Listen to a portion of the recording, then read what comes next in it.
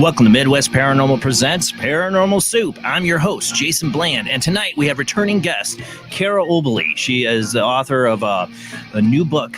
It's called Wisdom from the Spirit World, Life Teachings on Love, Forgiveness, Purpose, and Finding Peace. We're talking about the afterlife, communicating with spirits, how do they interact with us. We're going to also talk about things like, the Akashic Files. She does readings for that. She's also a healer, too.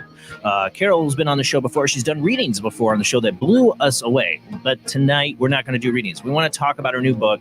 She's got a lot to share about how you can connect with the spirit world. And I think all of us do every day in our lives. We just don't realize it. And that's why I enjoy talking to Carole. She's a wonderful woman, great author. I've been reading the book. Haven't finished it yet. Real busy. And speaking of that, Carole, she's a busy woman too. We only usually get her for about an hour and a half. And, we start her interview after the World Wide Web Weird. We got some good weird tonight. So tonight's going to be a short show because usually I would let Carole go and we'd open up the phone lines. Well, next Sunday is going to be our New Year's show, and it's going to be our last show of 2020, and I want that to all be with you guys. Open lines, Q&A with the chat room, and a lot of reviewing the weird of over this last year. So I kind of don't have anything after Carole gets off the show, so we're going to end the show an hour early tonight. Sorry, I know we weren't here last week, so now I'm an hour early. Oh, I'm so sorry. But trust me, it's worth it, the build up for the 2020 last episode of Paranormal Soup, or the 2020 year. Doesn't mean it's the last episode of Paranormal Soup. We're going to keep going. I'm blabbering on. We got a lot to get to. We have a great guest tonight. She'll be on after the World Wide Web Weird. And as I said, there's a lot of weird to get to, so let's go ahead and get rolling into the show.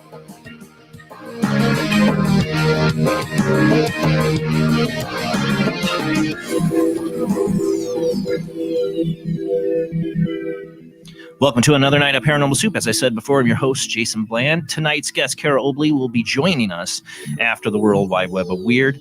And I want to say thank you to everybody who does share out the show. I saw a lot of you guys sharing out the show tonight, maybe because you missed me for not being here last week. Everybody, if you haven't shared out the show, please do. It does help spread the word about Paranormal Soup. We want more people in this chat room. We got such great people here. I want more of you. I know there's more people that have open minds, want to just open their minds to new ideas about the reality. And you can help spread that word. That's the best thing you can do. You could also help donate. $2 a month does help pay the bills on Patreon. Just look up Paranormal Soup, Jason Bland. You will find it there.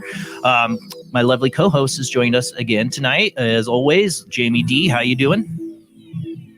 I'm doing well, Jason. Thank you. And, we had Carole on before. She blew us away with readings. I know some people are like, oh, Carole is going to be readings. Tonight, we want to talk about her book. I've been reading it. I highly recommend it so far. What I've read, I haven't got to finish it, I'll be honest. But she's just such a great writer and really makes the spirit world poppable, I guess you could say. It brings it down to brass tacks is what I love about her work. So we're going to talk about that with her. Joining from St. Augustine, Florida, running the World Wide Web Weird tonight is Rob Autry himself. How you doing tonight, Rob? I'm doing fan-freaking-tastic. Man, like their background there, it's like I totally feel like you are in like some like I'm in cave. a little hobbit. like Hobbit hole Merlin thing going on. I love it. It's great. And like I said, this is going to be a shorter show tonight. We're going to cut off an hour early because we're saving up. I want to talk to you people. I do. I'd love to have you call in after Carole gets off, but I want to kind of save it. I want to talk to you guys. We're going to talk I want you all call in next Sunday for the last show of 2020 for Paranormal Soup and talk about what you think we're going in 2021. Scary or not, or maybe hopeful or good outlook. I don't know. But speaking of weird, we got to get to weird. It's been a weird year. I know that. We're all ready for it to be over, but there's a lot of weird to get to from this week on the World Wide Web of Weird.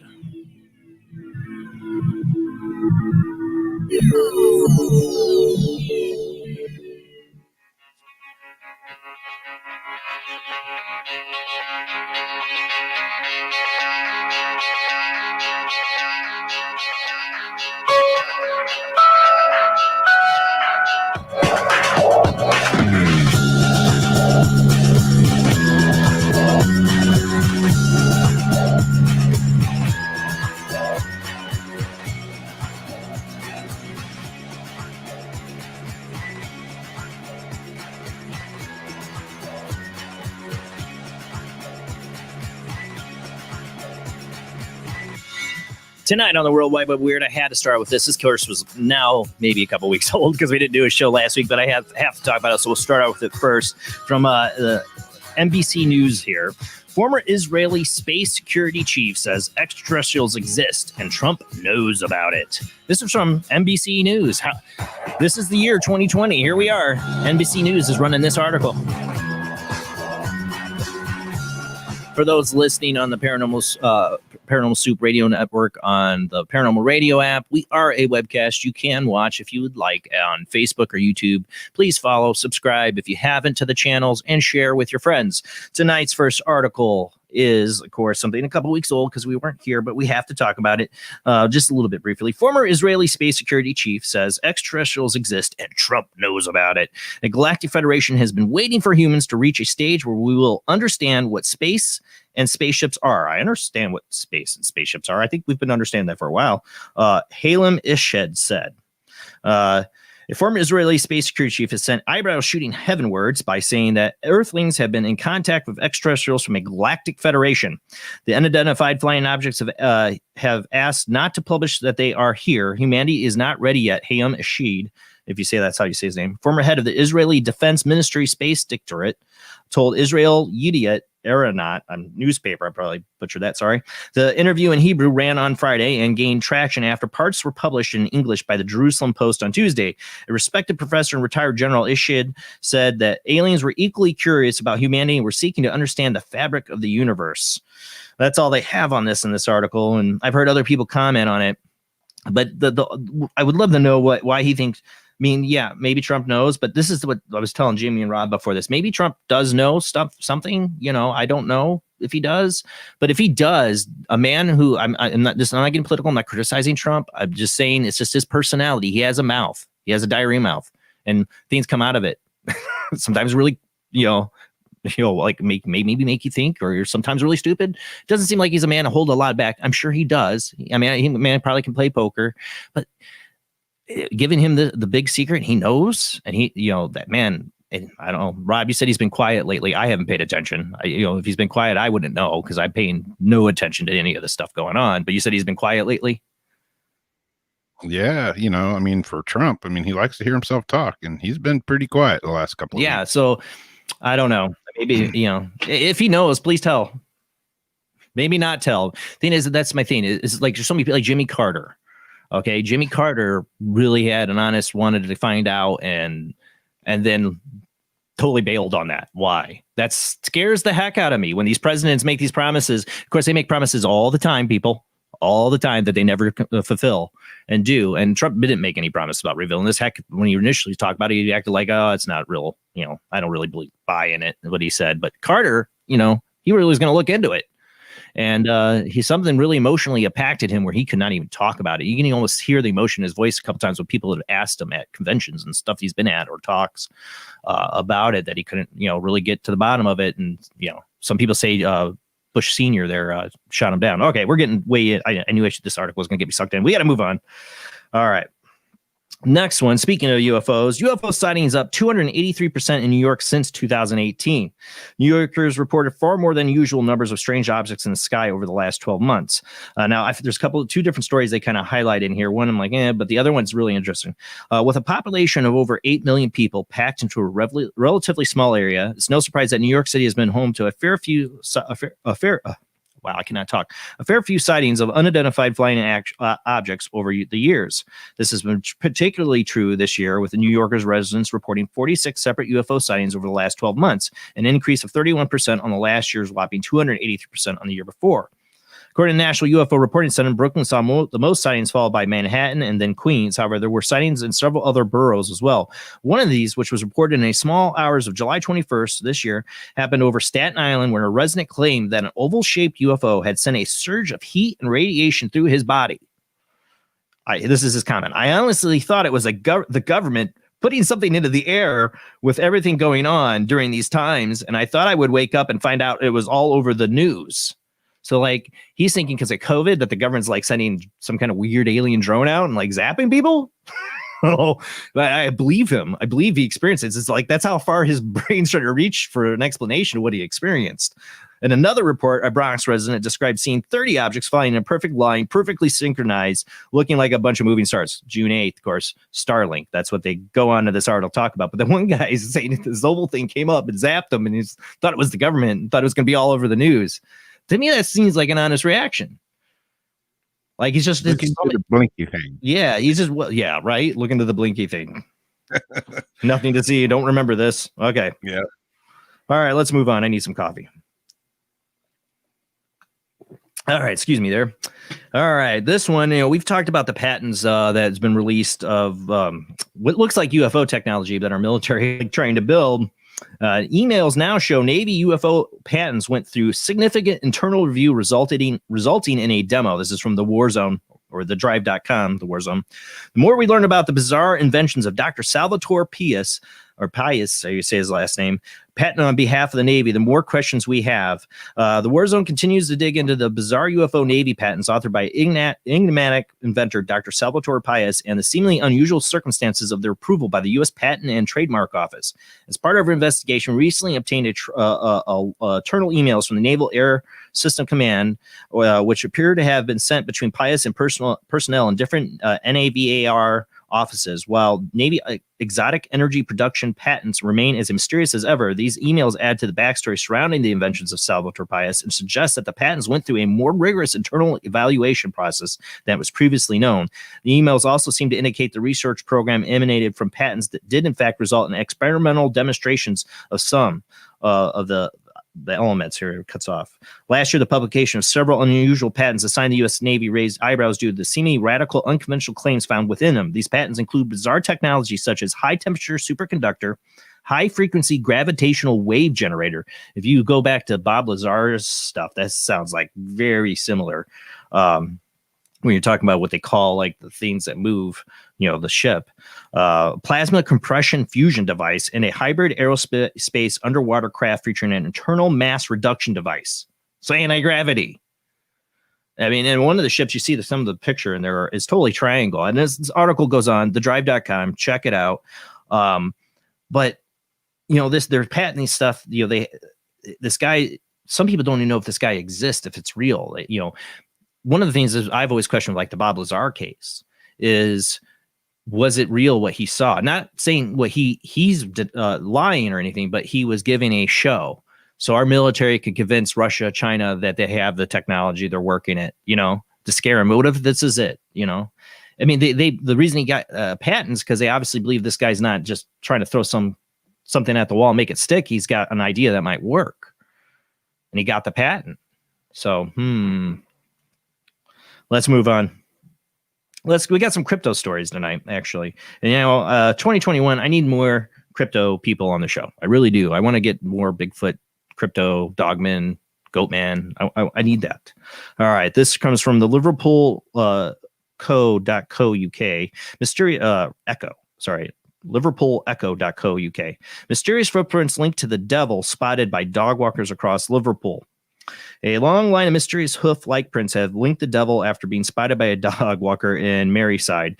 In December 2010, curious prints were spotted there by 3 dog walkers in the blanket of snow covering the Calderstone Park. The prints ran in a perfectly straight line from the Yawree Road side park for 900 feet before they stopped dead in the middle of the field. Photographs of the prints were taken, but the animal which made them has never been identified. But it's not the first time the prints have been spotted in Maryside. On the 12th night in 1866, a great snowstorm struck Liverpool. The blizzard, whose so fierce that it blew down telegraph lines and all communication with London, and the rest of the country was suspended for over weeks. A temperature plunged below zero. River Mersey froze over, and Liverpool gradually came to a standstill. People hurried indoors to escape the big freeze. Liverpool soon resembled a ghost town. Not a soul remained in the snow-covered streets. At 6 o'clock the following morning, the policeman in the south end of the city came upon a curious sight. In the fresh virgin snow on Great George Street, he noticed a trail of what seemed to be animal tracks. At first sight, the tracks looked like hoof prints, but they were very peculiar. I forgot to put the hoof print pictures in here, darn it. It was if the animal had put on a hoof exactly in front of the other and walked in precise straight line. Measuring the distance between a horseshoe-shaped print and saw that it was 8 inches.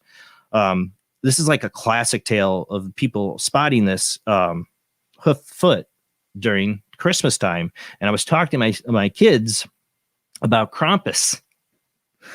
And, like this could be, the real Krampus. It was always during Christmas time. It's got the hoof feet, I don't know. I believe it's the 5th, right?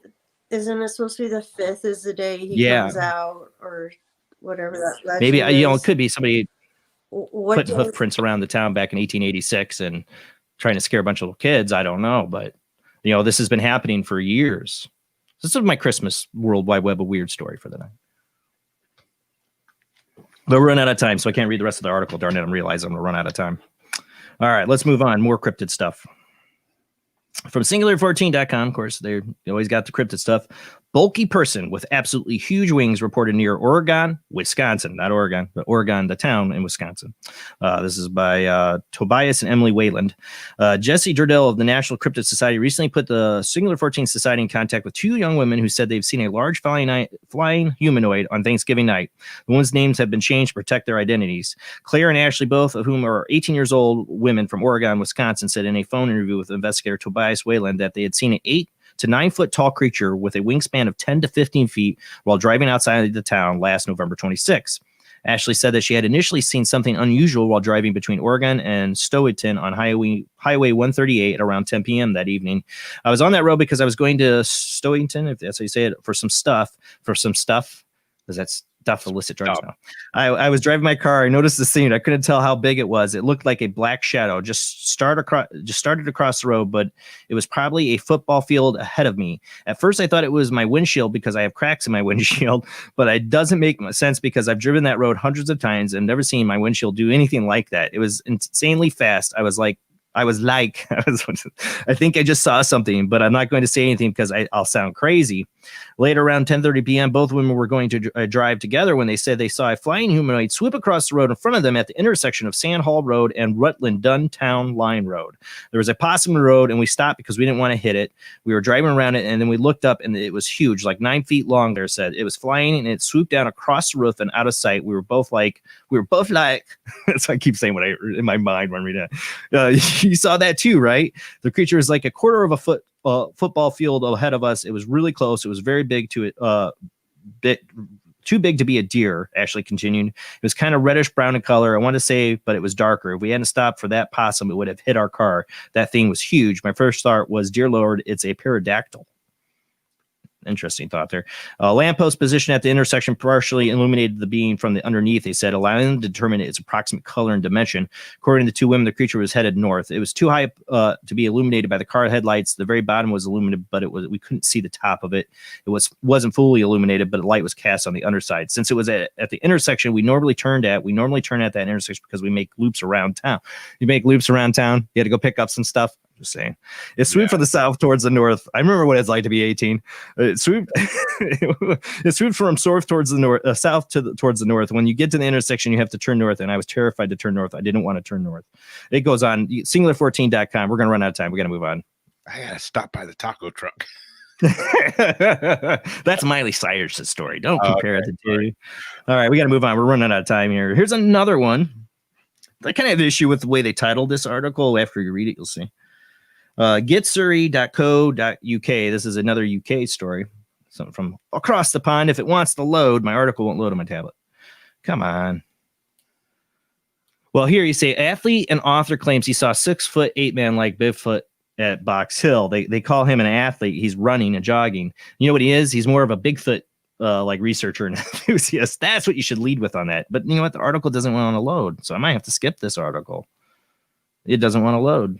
Oh, here we go. Athlete author claims he saw. Well, I'm seeing it. Then it does that. Wow. Okay. Athlete and author claims he saw 6'8" man at 8-man like Bigfoot at Box Hill. He says like Bigfoot because it's only 6 foot tall. A man has said he felt like he was being watched in a chilling encounter, which he claims was a Bigfoot type beast in Surrey. Andy McGrath, an amateur athlete who is also happened to have written a book about cryptozoology. That's what you should lead with there. Yeah. Called Beast of Britain, was training in Box Hill when he believed in a 6'8" man. Now, it doesn't mean it discounts his story. I'm just saying it has to be taken in consideration, wouldn't you? This supposed chilling encounter happened, he says, when he was having a rest period of some steps, which was after he heard a wood knocking. He said he felt like he was being watched after hearing footsteps and breathing, and later turned to find the beast staring back at him. He said even as he walked away, he could smell a lingering stale farm animal stench. And he told the Daily Star, during my training sessions, I had heard wood knocking. Can't say how many knocks because at my time of my focus, I was training. I did not know that wood knocks had been linked to what I was about to see. You're a cryptozoologist. You don't know about wood knocks. This is why I take issue with this article. Like, okay, whoever interviewed them needs to know something about Bigfoot to take him to task on that. I don't know if I trust a story like this. Read this article at getsurrey.co.uk, titled, athlete and author claims he saw a 6'8" man. I'm not trying to discount. I'm open to that. Maybe he did just because he's a cryptozoologist. But you see where I get at that when he's like, I didn't know what wood knocks sounded like. I'm like, you're a cryptozoologist and you don't know about wood knocks. Yeah. I'm not a cryptozoologist, but yes, I'm a host that's had a couple on, or a few. I know about them. Okay, let's move on because we have like 5 minutes left. So next Sunday we're going to do a show, the best of the World Wide Web. Where are you killing my line here, Robbie? Too early, man. It's from NewYorkPost.com. We'll get to this here in a second. That's not a woman there. That's a doll. We're going to talk about all the weirdness of the last 2020. We've had I've brought up a lot of articles about how people are getting sucked into technology, like, my prediction of that AI and virtual reality and sex robots are going to just disconnect us all from each other. And COVID is just helping with that. So here we go. We've talked about this guy before dating her. I believe we had this on the World Wide Web Weird, but now he's married her. One step further, totally committed here. If my article would let me read it. Kazakhstani bodybuilder marries sex doll after whirlwind romance. Proving that love is blind and sometimes kooky, a bodybuilder from Kazakhstan has had tied the knot of his dearly beloved, a sex doll he dated for 8 months before proposing a year ago. Clad in a black tux and bow tie. And I wish I had the pictures of the wedding party because I really wanted to critique all their faces. These two he was dancing with his doll. Clad in black tux and bow tie, Yuri Tolchokogo is seen planting a gentle kiss on Margot, who appears to be a bit stiff. In her revealing white gown, as she clutches for a bouquet of flowers and stares in the distance. She always stares in the distance. The couple also shared a romantic first dance in front of dozens of guests who attended the traditional ceremony. There's nothing traditional about marrying your doll, okay? The ceremony was traditional. I got you. Okay. Was shared on Instagram, the Sun reported. It had to be continued. It's happened to be continued. The actor and bodybuilder wrote after slipping a ring onto his bride's finger. The unconventional couple got engaged in December 2019 when the bald, blue-eyed hunk, who described himself as sexy maniac, popped the question. Images shared on social media illustrate the couple's romantic lifestyle, including sunny vacations, bubble baths, captions, and hashtags, including hashtag ideal _ relationship, hashtag true _ love, and hashtag _ happy wife, happy life. Yes, the one post of them working out together, Chaco wrote, couples need to talk less and connect more. With time and experience, Margot and I realize that it takes more than words to have a conversation. It would for you, yeah, for that situation, yeah.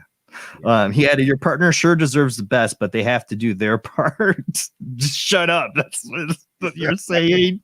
They have to do their part and shut up. You do all the talking, I bet, in this relationship.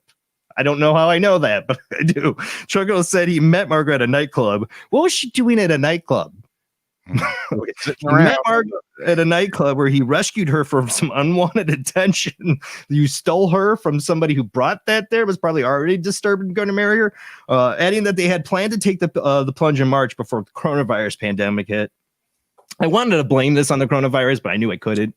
But this is what the coronavirus is going to do to people. This guy, he's the first because he's rich, obviously, and he could beat the crap out of me or anybody who wanted to criticize him into his face about marrying the doll. No, if I met the guy and he had, is this my wife doll? I'm like, oh, okay. I'm not going to say a word. He could kill me, so he can get away with it. But soon it's going to be more acceptable. And as soon as these things start becoming AI robots, like Westworld style, man, all bets are off. You're gonna have some lonely guys, especially if lockdowns continue. And women too. They make these in mail form too. So yes, they do. And we're gonna get women marrying trees. Yeah, we're there. I mean, all we're waiting for is these things to start talking back to us, and then we're sold, right? Yeah. No, I'm not. It creeps me out, and it worries me. The future of humanity, when people are disconnecting so much, they feel they have to marry a doll. Okay, this is what worries me about where we're going with technology and humanity, and how it's going to separate us. And we're being separated right now with COVID. We're being separated from each other. We got virtual calls when you talk about it's not the real thing. And people are going to accept. I watch how it's changing my son. He lives in a virtual world with his games and talking to his buddy on Google Voice or whatever. It scares me how people are going to become more disconnected and accept like the idea of a guy marrying his doll will be soon as robot, this is the future I see, and this is my evidence. So this is the kind of stuff we're going to talk about next Sunday on the Paranormal Soup's last 2020 show. But we're going to go to commercial break and come back with our guest, Carole Obley. Her new book is Wisdom from the Spirit World, Life Teachings on Love, Forgiveness, Purpose, and Finding Peace. We're going to be talking about all things in the manner of the spirit world, how you can connect more with it, Akashic Files. There's so many things we can talk about tonight. She's an excellent medium. We did have her on before where she did do calls, but we're not doing calls tonight, guys. We will open the phone lines for the last half hour of the show. You have questions for our guest, but we're only going to do about a 2-hour show tonight, and want to really talk about this book. I've been reading it, and Carole always, like I said, she makes the spirit world easily explained. I have no like hunky junk, heavy metaphysical stuff. She really tells you how it is, and that's what I like about her writing. So when we come back, Carole Obley book Wisdom from the Spirit World, when we come back.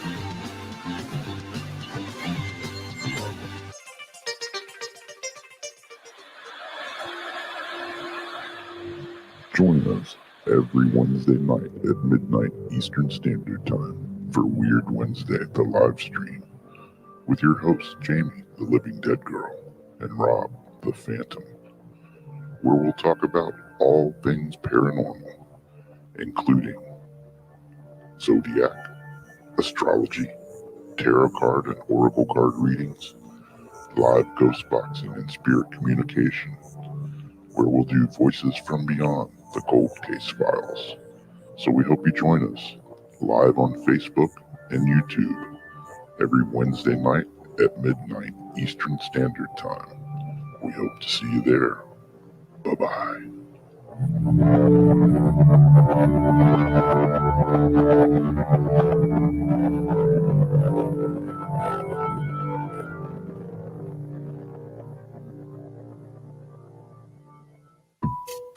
Since 1948, Fate magazine has brought you reports of the strange and unknown, all of them true. Fate Radio is carrying on that tradition, bringing you the unusual, macabre, strange, and bizarre. Join host Kat Hobson Sunday nights from 8 to 10 p.m. Eastern on WBHM Digital Broadcasting.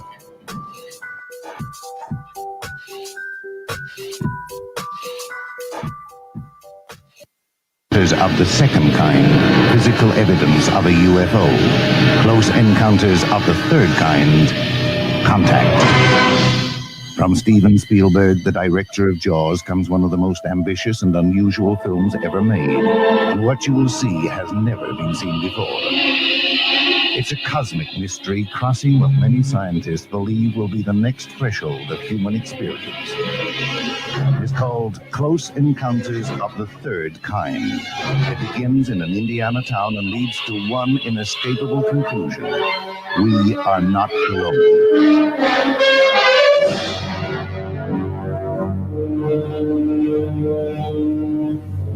Close Encounters of the Third Kind. Certificate A. Now showing at the Odeon, Leicester Square.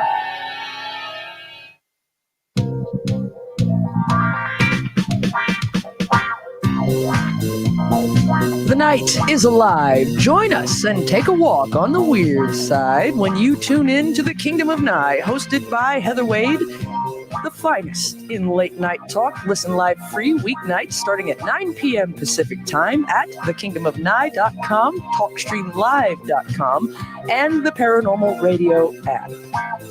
Wanna take a ride? The international chart-topping Haunted Horror of Haverfordwest has been described as terrifyingly real, a must-read, shocking and chilling brilliance, genuinely worrying, utterly frightening. Don't read before bed. Described as one of the spookiest writers out there, best-selling author G.L. Davies presents Haunted Horror of Haverfordwest, the true paranormal account that is shocking the world. Dare you enter? Dare you read? Haunted Horror of Haverfordwest is available on Amazon, Barnes & Noble, Kindle, and wherever books are sold. Pray you never have to live there. Do you like rock and roll? Do you enjoy a good story? Wish You Were Here, a rock fantasy, is a book inspired by Badfinger. It will not only entertain you, but intrigue you. What is it about? Well, Thomas is searching for his bandmate and friend in heaven, and in spirit has helped pen this story. He meets an old friend and famous new ones on his afterlife voyage. Midwest Book Review said, Wish You Were Here, a rock fantasy, is a book inspired by Badfinger. It's a quirky story by Joyce S. Isaacson and is unique, original, and deftly crafted metaphysical novel that showcases the author's genuine flair for character and narrative-driven entertainment that is simply riveting from first page to last. Wish You Were Here, a rock fantasy, is now available on PennantPublication.com, Amazon.com in paperback and hardcover, and also on Kindle Unlimited. So check it out now. Wish You Were Here, a rock fantasy. Switch to DCS ranging. 240, nominal to profile. We're in the pipe, 5 by 5.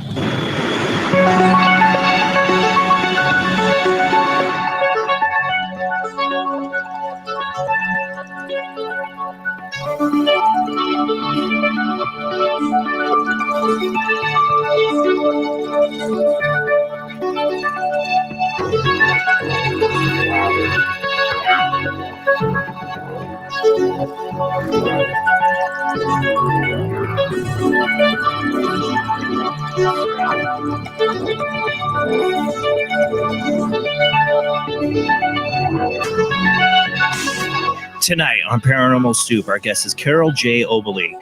Carole J. Obley Soulvisions Soulvisions LLC has been the bridge between heaven and earth in over 11,000 group and individual readings. She has been the subject of newspaper articles, spoken on both radio and TV, and is the author of 4 books on mediumship and healing. She's also published articles on spiritual and metaphysical subjects and taught numerous workshops at Lilydale, New York, the largest U.S. center for spiritualism. She has produced audio programs to help people with spiritual development and teaches classes in intuition, mediumship, and healing. We've had her on the show before. She has done an incredible job when we had her on with people calling in and doing readings. Tonight, we're going to be talking about her new book, Wisdom from the Spirit World, Life Teachings on Love, Forgiveness, Purpose, and Finding Peace. I am, I have a lot of interest in the paranormal field, of course. You hear me say, oh, that's what I'm interested in. I'm interested in all things. Man, when it comes to what is on the other side, what makes up the spirit world, how does it interact with us? How does it affect our lives? What are the Akashic files? What do our past lives have to do? How does this all affect us in our everyday lives we don't even realize? It's something that I think about every day. And I've been reading her book, Wisdom from the Spirit World. I love how she brings it to the simplest terms. She doesn't weigh it down with a bunch of metaphysical stuff I don't need to know about. She gets right to it. And I highly recommend this book. And we're going to be talking about that tonight. We will only be doing a 2-hour show. After our second commercial break, we'll have about a half an hour for your guys' phone calls. If you want to call in with a question for Carole, please do. But we're not doing readings. I just want to make sure you guys know that. But let's go ahead and get to our guest.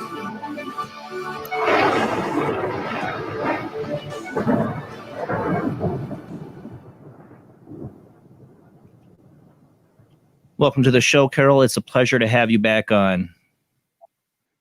Hi, Jason.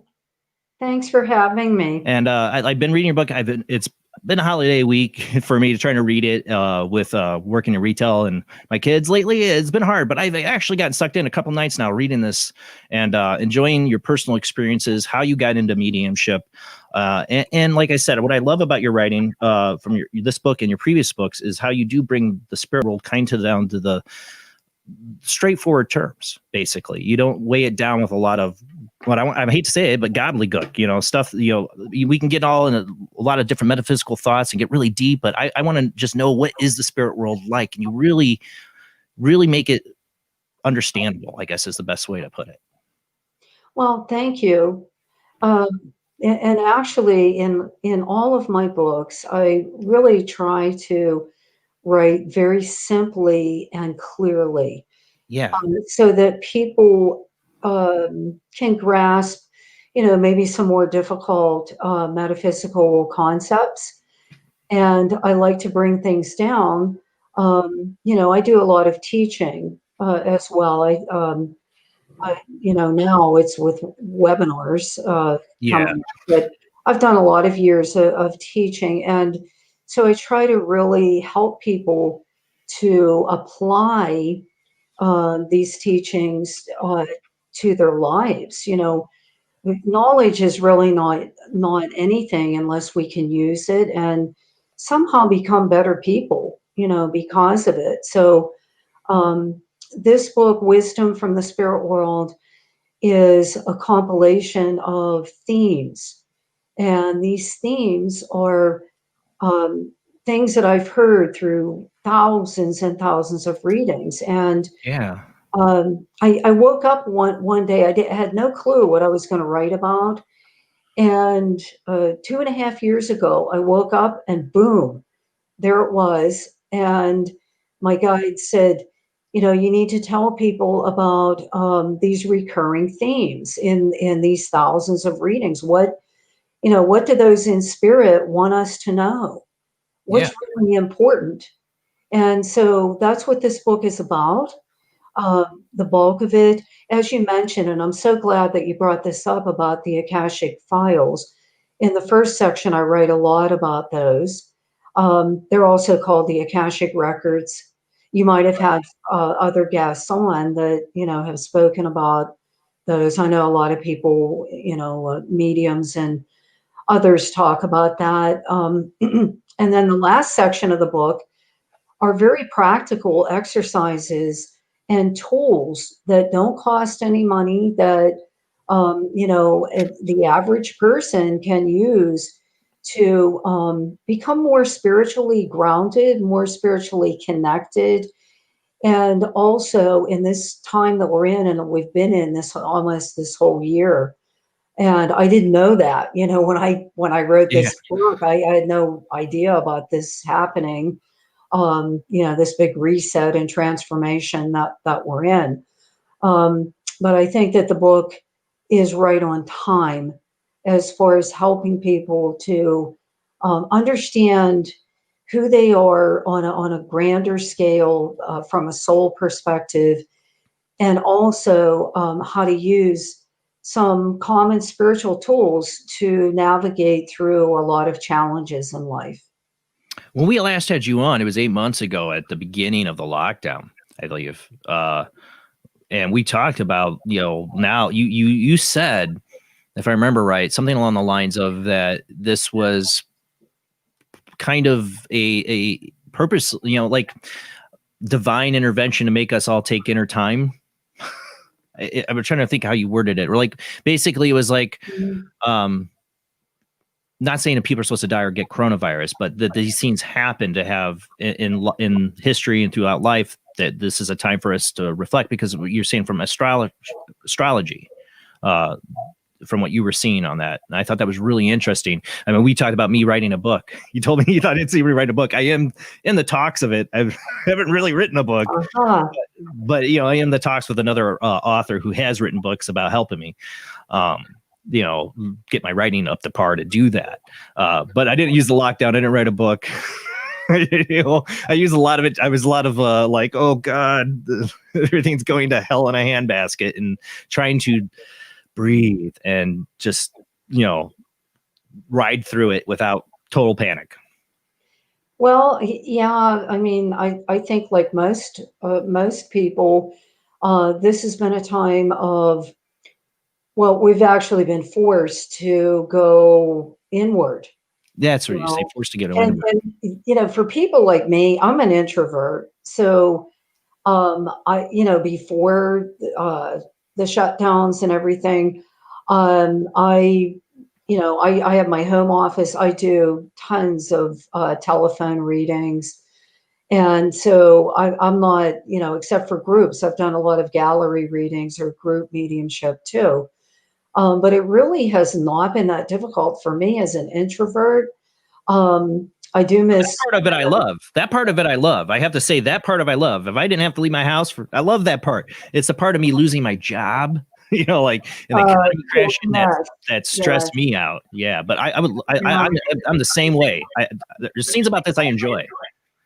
Yeah, I mean, it's I have a lot of compassion for people who are operating small businesses, healthcare workers, right.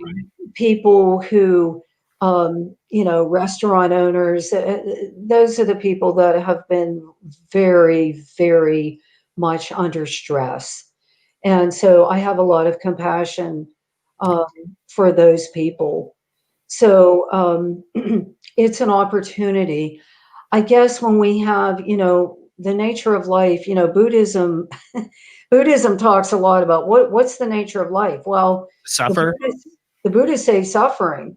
Yeah. And so, but within that suffering, there's opportunity, and it's up to us to, extract that goodness somewhere, or that opportunity.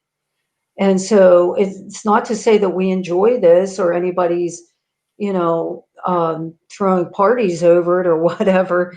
But it is an opportunity to reinvent oneself, and really, to look at our collective humanity, I think. And because this is a worldwide thing. I mean, it's not just limited to our country or, other countries. So it's a great opportunity for us to look at ourselves, as humanity, and how we're going to evolve from this point.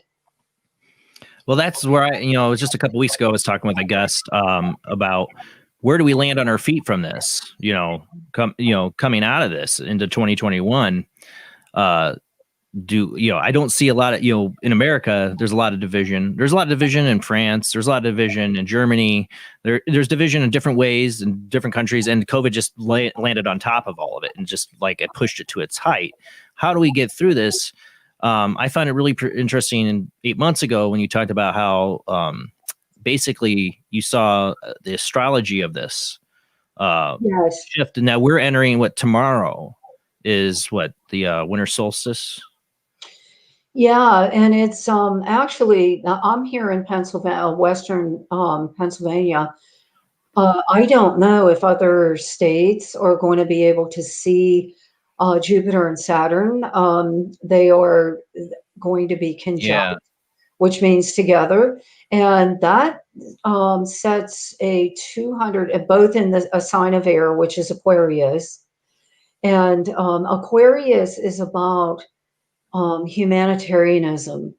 It's about breaking out of the old ways, out of the past. It's extremely futuristic. And so, with both of those planets, Saturn and Jupiter, coming together in that sign, it's supposed to be the start of a brand new 200-year cycle. And it's in air. So what is air? Well, for one thing, we're seeing everything switch to the internet. Business, the internet has become, I think, for example, Zoom's stock has gone up so much. And I'm sure all of the other virtual platforms have too.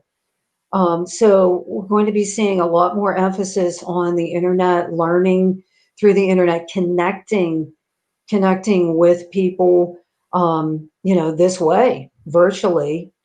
And also, I really feel intuitively that we're going to be having a lot more emphasis on the collective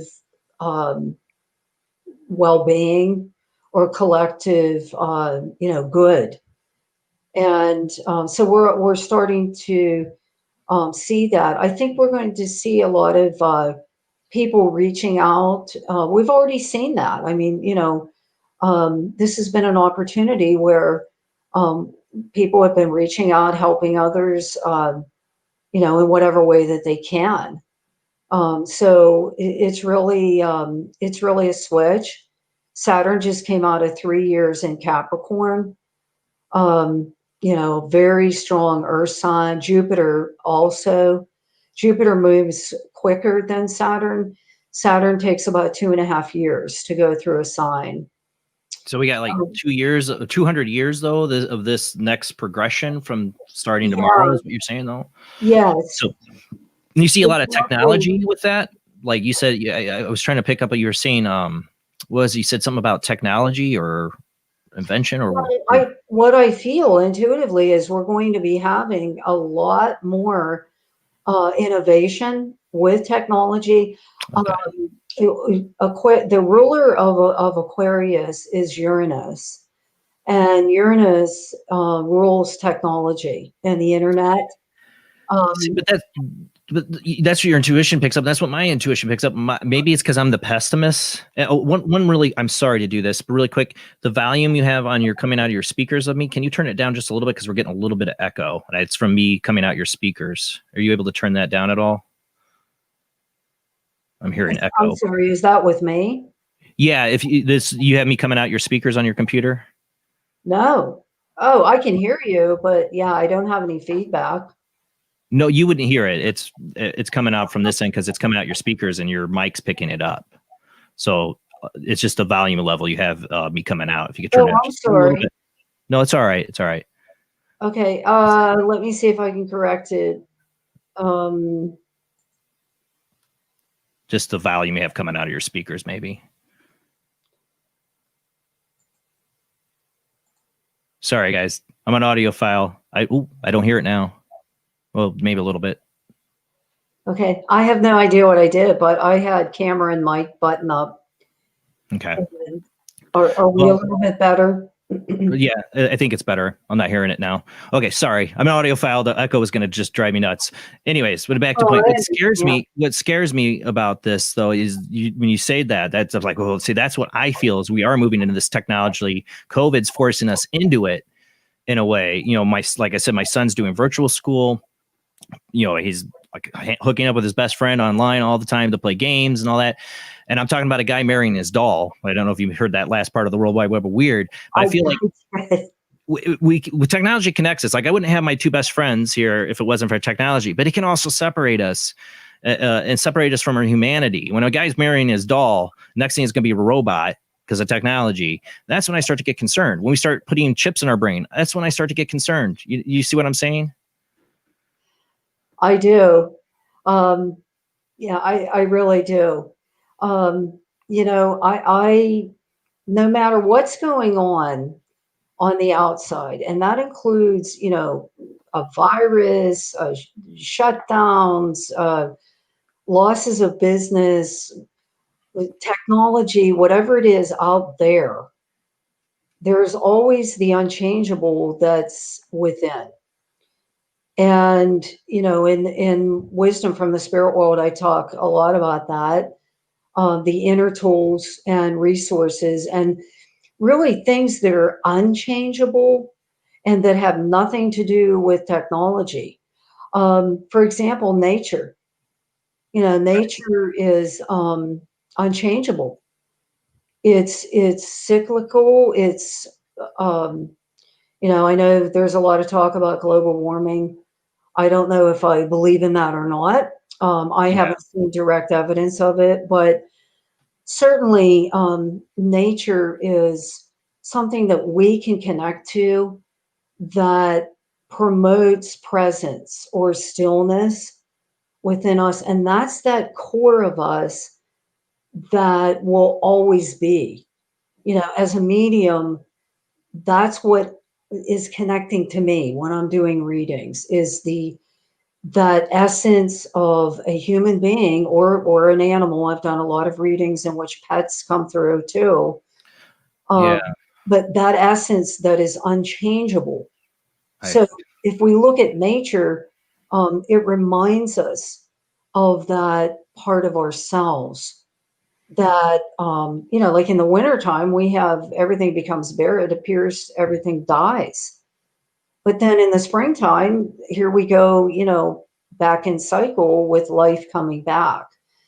So I think nature is a great metaphor for that part of us that is cyclical and is really unchangeable at our core. So no matter what's going on out there, we can always relate to what's in here, and that's the stable part.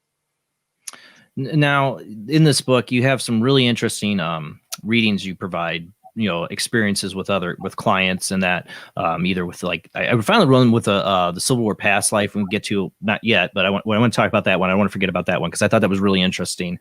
But you have some, a lot of these messages have like a certain, I would say, key points that you are trying to get across that the spirit world is trying to communicate to us. What are some of these compelling messages that the spirit world is trying to get through these experiences? Can you give us some examples? Yes. One of them is sort of, some people might think it's kind of silly, but it's very basic. And it is, there is an afterlife. And it's not basic though. That's not basic. There's lots of people out there that I know. I know some that they fear death because they don't believe in an afterlife. Well, I can tell you that they're wrong. I can tell you that 100%. Not because I believe it in my mind. Yeah. Because I've directly experienced it. And, yeah, same here. Countless times, thousands of times. Things that I would have no way of knowing, So there is an afterlife. That's a lesson. Yeah. And so how does mediumship, what does that have to do? Why is that a theme?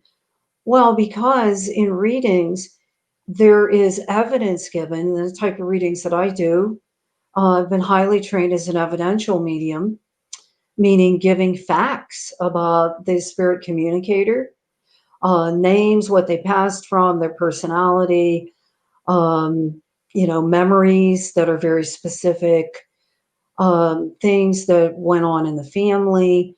Those are examples of evidential mediumship. And what does providing that do for, someone who's receiving that reading? Well, it proves the continuity of consciousness after death, because there's no way that I would know those Right. things. They're very private. So there's also, one of the stories that I tell in the book, and these are real stories, just like in all of my books. Nothing is embellished at all. This book I use more in Wisdom from the Spirit World. I use more sort of composite examples that are representative of many readings that I've done. And I'm Still With You, my second book, those are directly transcribed from readings that I've done. What the value of mediumship really is not only to connect people with someone who's deceased, but to have people understand their own soul, their own immortality, their own their own innate wisdom and their ability to heal. So there's a lot with mediumship that they're proving an afterlife is just part of it. There's also a lesson of values, what really matters in life. Right. Life values transcend death. When we die, we don't just go to, with the angels and play harps and so forth. We go to a place that matches the consciousness that we left with. So, for example, if you had no values, if your values were extremely selfish, self-centered, egotistical, you're going to go to a corresponding place, level of consciousness in the spirit world that matches that. And those are the lower realms. So there are levels in the spirit like hell, world. like what somebody would consider hell. Yeah, there are very dark places, and the closer that you get in consciousness to the earth realm, the darker the realms are. And the higher that you get, the lighter, and I mean light, light shining, the lighter that it becomes. And, most people who, when they die, the average person will go to what are called the mid planes. So there's all different levels. Our values that we leave with are what we carry with us. And there's been many, many times that spirit people have come through and talked about their values. For example, it was important for me to be generous. It was important for me to help other people. It was important to me to love my family. Those are examples of values: honesty, integrity, freedom. Those are all values. So that's another one of the lessons. Importantly, there is one that I think a lot of people can identify with, and I titled it, "Our Wounds Do Not Diminish the Light Within Us." All of us have something in our life, in our past, that's been troubling or challenging. I wrote in this book a lot about the opioid addiction. I've done a lot of readings for people, parents, grandparents, siblings, spouses, that have lost loved ones to heroin or Oh, I bet. opioids. So, and there's people, the addiction is one thing. People who have suffered abuse, abandonment, those are what I would, what most people consider wounds. And so what the spirit world has shown is within, and this is kind of what we were talking about before, Jason, Yeah. are within the suffering, within something painful, there's an opportunity to evolve and grow. And that's the good part of it. And so people really need to know that your past does not limit or define you, only if you want it to. And some people get stuck in victim mentality. Some people get stuck in, well, I had a rotten childhood. My It parents. becomes their crutch. Exactly. And it can become an excuse for not assuming personal responsibility. Yep. So many times I've heard that coming through from the spirit world. Stop allowing the addiction in the family, alcoholism in the family, abuse, whatever it might be. Stop allowing that to define you. And that brings me into the biggest lesson, and that's forgiveness. There have been so many readings that the spirit communicator is coming through and really communicating and speaking about forgiveness. And it can be years that a person has carried guilt or shame, whatever it might be. And that also works. It's much more common that the spirit communicator will come through and say, I see once I got over here, I had my life review and I saw how what I did and how I treated you hurt you and how it's affecting you today. And so there will be an apology offered from that person in spirit. And I have to be honest with you, there are times when people don't want to hear it. And they'll cross their arms and they'll go, like I'll describe who's coming through. And this actually happened. I was doing a group. And there was about 20 people in this group. And there was a woman there. And I clairvoyantly, I saw with her, there was a man standing behind her and he had a belt in his hand.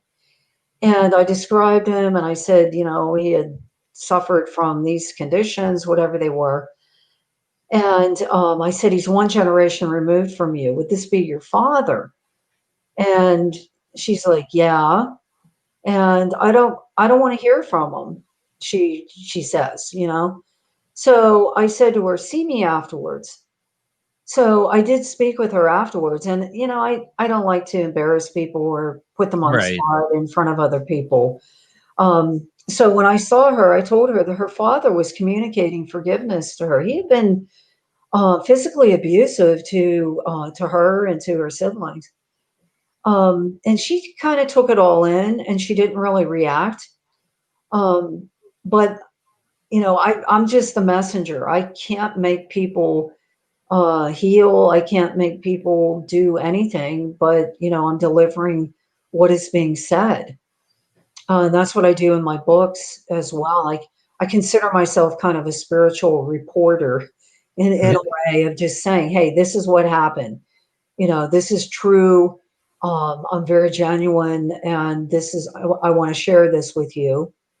And so there are people who are very open to hearing things. Then there are people that say, that can't be my mother because when she was here, she never would have acted like that. She was, the B word or whatever, And I'll say, well, let me explain something to you. When we go into spirit, we're able to drop some of the personality and we're really able to see what we did in life and the choices, particularly the choices that we've made. And so your mom has seen that, and she's coming through and saying, I wasn't loving to you. I really wasn't a good mother. And I'm sorry for that. I want to be here for you now. And sometimes people accept that, and sometimes they're very closed. Well, I can imagine, you have an abusive parent and then they coming through and asking for forgiveness and things have changed, but all they're in their mind, all they know is who they were when they were alive, and they were not that person. It's a hard pill for some people to swallow. The other thing we've talked about when we've had you on, and it's prevalent in this book, is soul maps or blueprints, or you want to call them. For people, it's a hard pill for people to swallow that they kind of made the choice for the life they're living. It's the power of choice. In a way, it's the ultimate free will. You chose this life and this path. It's a hard pill for some people because of that crutch. Yeah, and by the way, soul maps are. There's a chapter in this book of talking about soul maps and karmic agreements, and soul maps are our internal navigation system. A lot of it's through intuition, and it's really that voice of our intuitive self, which is the voice of the soul. That's what intuition really is. And I actually have done many years of intuition training with people. Haven't done that lately. I'm teaching other topics now. I'm teaching the Akashic Files, the foundations of mediumship, and so forth. Soul maps help us to navigate our challenges here. We all have karma. So we wouldn't be here if we didn't have karma that we need to balance. And karma simply means cause and effect. That's all it means. It's neither positive nor negative. It's something. It's what we've created through choice. Yeah. Through our thoughts, through our actions, and that's the meaning of karma. Where I can see is, like I said, it's a hard pill to swallow. There's a part in the book where you talk about a mother and her son who died from addiction. And like you said, it's a big plague in the world and in this country. And to talk to the mom about how this was a generational theme with the family and with him, and that this was a challenge he accepted to come into this life. That's a hard pill for people to swallow. I believe it, to be honest. I believe you're right, but Yeah. Well, the thing that you have to understand is that this is not on a rational or personality level that we choose this. What I speak to and what I'm always concerned with when I'm helping people and talking to them about their lives, because that's what I do. I do a lot of astrology readings too. I'm talking on a soul level of what the soul chose. So certainly nobody would consciously choose, hey, I'm going to go into a family and I'm going to get hit overnight, or I'm going to come in and my father's a raging alcoholic, and nobody would want that. But yet there are many people, and I'm sure that you have seen them, whether they're well-known people, celebrities, authors, just an average person, even just the common person, that have overcome great obstacles and have grown and evolved and really reached the pinnacle because of a lot of pain in their background. And would they be the same person without that? I don't think so. Human nature is that we want everything to go smoothly. Humans, we fear change. We don't like change. I know I don't, and a lot of people don't. This year has been particularly difficult because of the enormous changes. So we don't grow. The truth is, we don't grow unless our back is against the wall and we're suffering in some way. And, it doesn't have to be that way, but that's how we seem to learn as human beings, in that way, through experiencing pain. One of my, I'm a Trekkie. And one of my favorite next generation episodes is where Picard has to go. He has a problem with his mechanical heart, and Q. I know people are like, "What are you talking about?" I don't know Star Trek. Q, this divine being, gives him the opportunity to go back and not get stabbed through the chest by this alien creature when he was younger and rebellious and fighting these aliens and stuff like this, and get a new life. And he gets a new life, and he's not the great Picard captain he is. He's like this measly, ensign at 60 years old or something, has never made it in life or done anything that Picard did in his original timeline. And I always thought the beauty of that episode is exactly like the point, of these, that people have these obstacles in life, this soul map for reasons to learn. That's what we're all here. It's all different lessons. That's exactly right. That's what I've seen. And the other thing about when I do interviews and when I write, I try to stick directly with what I have personally experienced, not what I've read in a lot of books. And there are some metaphysical themes that are universal. They're not going to change. What I try to do is to write from personal experience, what I've personally seen through many, many readings. I'm going on 3 decades now of readings. Oh, wow.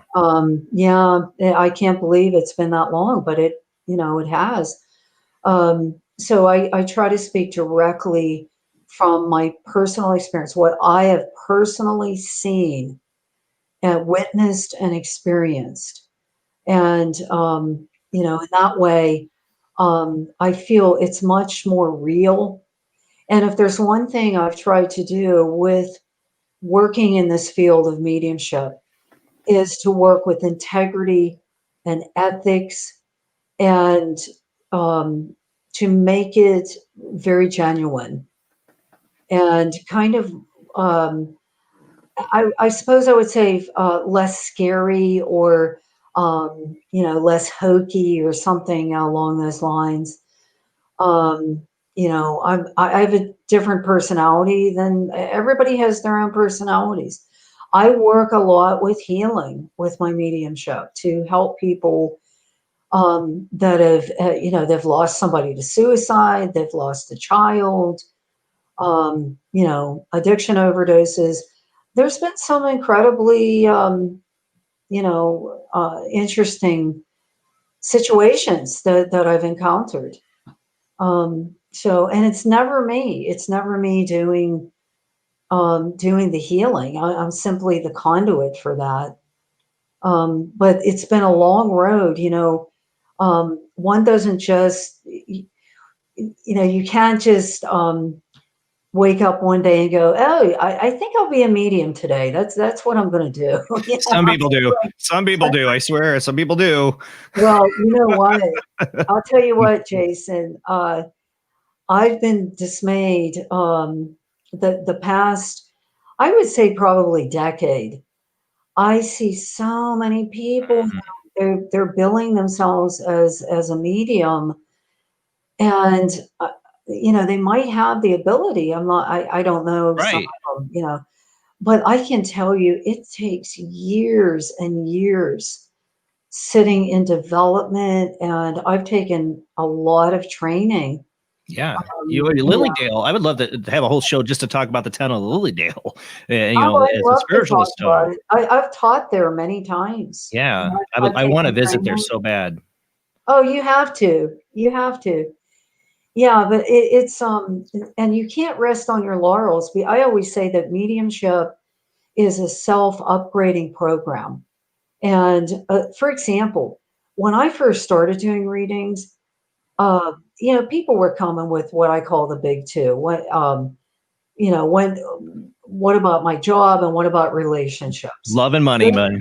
Love and money. Well, I could put it another way, but I won't. Believe me, I've heard it all. But every time I say that, something new comes down the pike. But anyway, if I can look back at those readings I did in those days and today, they're like day and night. I mean, there's so much more richness and detail in my readings now. And that's not come overnight. That's through reading after reading after reading and learning where I'm misinterpreting, and meditation before every reading, a brief meditation. So if you really want to be skilled in this field, that's what you have to do. And when I teach, and I have a 6-week foundation of mediumship course coming up, it's starting in January. These are 6 modules. I teach mindful meditation to people because, that you have to still this thinking mind. The monkey in the brain. I think we talked about that last time you were on. I have the monkey mind, and how mine likes to just worry the hell out of me if I listen to it. You're never going to hear spirit through your rational mind. Right. You will never hear them that way. It's through these things called the inner senses: clairvoyance, which is seeing; clairaudience, which is listening; clairsentience, which is it's 2 things. Clairsentience is feeling emotions, and it's also feeling sensations in the physical body. Yeah. And then there's clairgustance, which is smelling or tasting.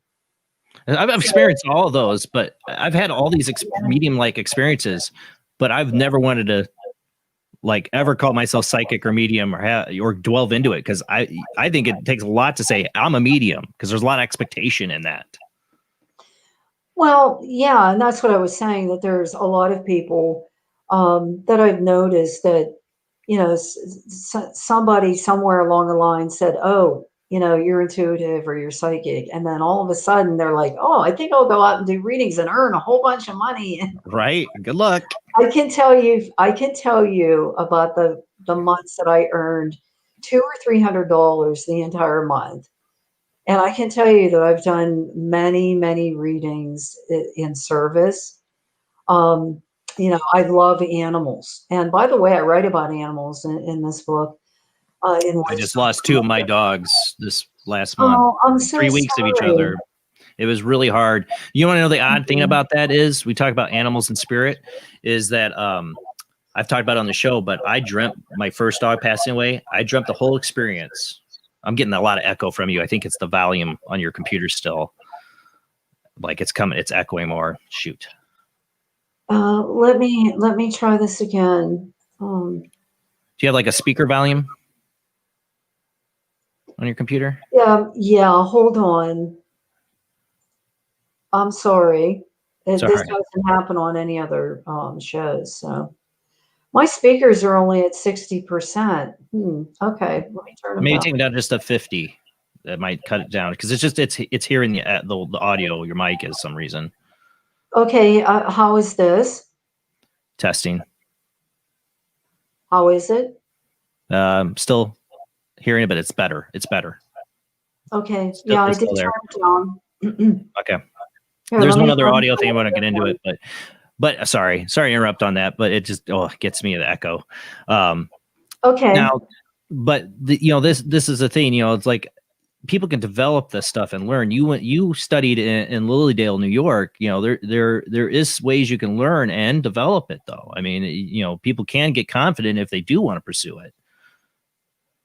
Oh yeah, I mean, there are people. I always say that not everyone is called to do this work. It's certainly, I love working out. I have my little gym in my basement, and I work out 6 days a week. Am I ever going to be an athlete in the Olympics? No. And I loved. I used to do gymnastics when I was young. I did. I won, certificates in running track. I love to do stuff like that, but I was never going to be a world class athlete. But that doesn't mean that I can't enjoy running or working out. So I think it's the same thing, or with music, you can use the analogy of everybody can play chopsticks, but right. They're going to go be a pianist on a concert stage or whatever. And I'm not putting myself at all on that pedestal. That's not what I mean with, being great. But there's a certain calling and a dedication. Expect to dedicate your life to service if you're doing this type of work. And it's, it's like working in the medical field. I have a lot of respect Right. for people who work in medical or firefighters or paramedics. Gosh, I mean, what would we do without those Police officers right now. I decided not to become a cop because I it's a tough life. It certainly is. And so, I mean, any field that I think you're either called to it or you're not. And you're going to show aptitude towards it. If I had $1 for every time I wanted to quit, I would be wealthy today. Because I wanted to quit so many times. I remember crying. I cried because in the beginning I would do readings and sometimes people would go, nah, I can't identify with that, Right. and I'd be like, oh, I'm terrible. Oh, I can't tune in and all this, And I mean, truly, and I'm very honest about, what I've gone through to get here. I certainly am not setting myself up at all. This just happens to be what I am supposed to be doing this time. That's all. Well, when you were on the show and you did do readings, it was amazing. You were amazing. I'll tell you that right now. You blew me away. Your readings were incredible. I could tell from the callers you were connecting majorly. Thank you. But that's the thing. I've had some really psychic or medium-like experiences. Like I knew a dead guy's name from a photograph. I had no way of knowing. I've talked about that on the show. But those are like brief instances. I'm saying, like, for you to be a medium, I'm a medium, I'm gonna do a reading, you're gonna here's the money, okay, I'm gonna do that. You got to focus in and do that. I could never do that, and that's why I would never say I'm a medium or do anything like that, because it takes a lot of grit, in my opinion, to do that, and be on like you are. Well, I'll tell you, I've had many years of radio. It's so bizarre, but my pathway was in the beginning when I first started doing readings. I got on the radio right away. I mean, I'm talking, I was only doing, I had only had like maybe a year and a half of doing readings. And all of a sudden I'm on 3 different radio stations here in the Pittsburgh area. The very first radio station in the entire United States, which is KDKA Radio. Oh, yeah. Still in existence today. It came into existence in the 1920s. In fact, here's a really bizarre thing. My grandfather, my mother's father, was on KDKA in the 1920s playing his saxophone. And I found an old newspaper of my grandfather and his 4 brothers. They all played different types of saxophones, and they were on KDKA radio. And I was on KDKA doing readings with 3 different, 3 or 4, I've lost count, 3 or 4 different DJs that were on there. And you talk about being challenged. Right. It is very challenging because a caller gives you like one sentence and boom, you got to tune in. And I love to be challenged with this work. I just, it keeps me on my toes. And since then, I've done many, many different live readings. I think challenging a medium like proves to them sometimes. Like I have my friend Katrina Cooper. It's been on here, and she's like, "Oh, she always tell the caller, well, I need I don't know how good this is going to be. I really do photographs, and then she blows it away. Like she like doubts herself, but then goes right in and like, you just blew it away. You don't know the extent of your own abilities. You definitely do it. She thinks she needs a photograph. Yeah. She does it. She tunes into people just from their voice, I think. That's what I do, and I'm very clairaudient.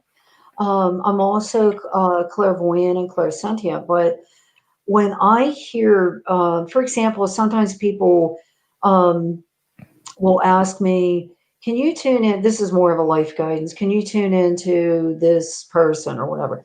And I'll say, "What's their first name?" Ethically, I don't usually do that. I mean, if it's a stranger, because that's really unethical. Right.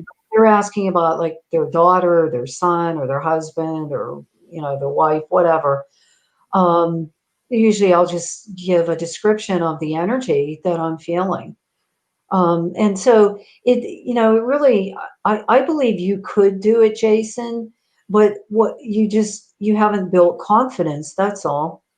Yeah, I mean, I wouldn't know how to just say, "Oh, I'm going to read you now." I wouldn't know where to start. It just the things that happened to me have happened coincidentally. It takes some time to build confidence. I didn't do tarot. That gave me some confidence because I did do well on tarot, but that's a whole different ballpark than like communicating with spirits. Yeah, I am self-taught with the tarot. I bought books many years ago. I taught myself. I use the cards every day. Me too. In fact, I have a 3-night in a row webinar in March with the major and minor arcana of the tarot. And that's kind of very affordable tuition. I'd rather have people, be able to take the course, and but it'll be 3 nights in a row. It's on my website under webinars. What I really do is talk about the only deck I ever read with is the Rider-Waite. That's my favorite. There is so much. Those drawings on there by Pamela Coleman Smith. They're archetypal. They were absolutely channeled, those drawings. That is the only deck that speaks to me. For me, it's a portal. I look at the cards and I see things within them or through them. And then the combinations of the cards mean a lot too. You probably know this, but the tarot is very tied in with astrology too. Yeah. I don't know anything about astrology, but I know that. Yeah, we have to go to commercial break here, and we're gonna come back and open up the phone lines for the last half, because I know you say you can only do an hour and a half. So we'll use the last half hour to let anybody call in with questions. But I do want to get a chance to talk a little bit. I found really interesting was the Civil War story in your book about past lives, because we even get into past lives, and I thought that was a really good one. So I'd like to talk about that, but we're gonna go to commercial break, guys. When we come back, we will open up the phone lines for the last half hour. Remember, we're only doing 2 hours tonight, guys. So just the last half hour, if you want to call in and get a question, we're not doing readings. Just call in with your questions tonight. All right, guys, we'll be right back.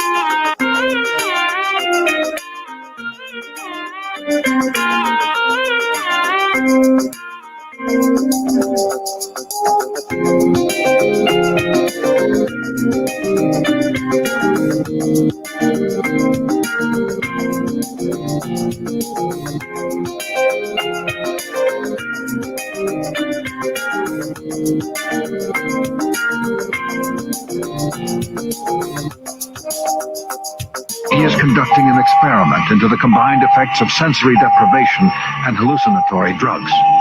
The subject of the experiment is himself, and the experiment is out of control. Ken Russell's Altered States, a film that must not be missed, is in the West End now. Altered States, Certificate X. Do you wish for more paranormal and spiritual content? The Paranormal Chronicles magazine is a free digital magazine crammed with the very best in paranormal and spiritual articles and features. No sign-up, no subscription, just free reading and knowledge for you. Read today at www.paranormalchronicles.com/magazine.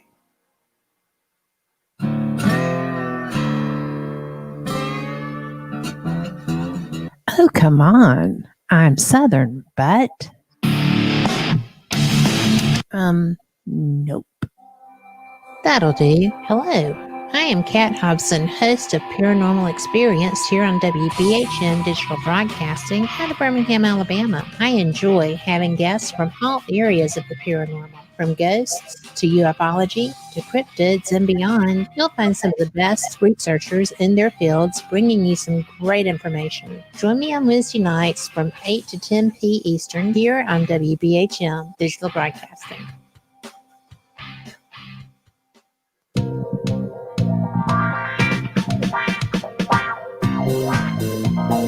The night is alive. Join us and take a walk on the weird side when you tune in to the Kingdom of Nye, hosted by Heather Wade, the finest in late night talk. Listen live free weeknights starting at 9 p.m. Pacific time at thekingdomofnye.com, talkstreamlive.com, and the Paranormal Radio app. Wanna take a ride?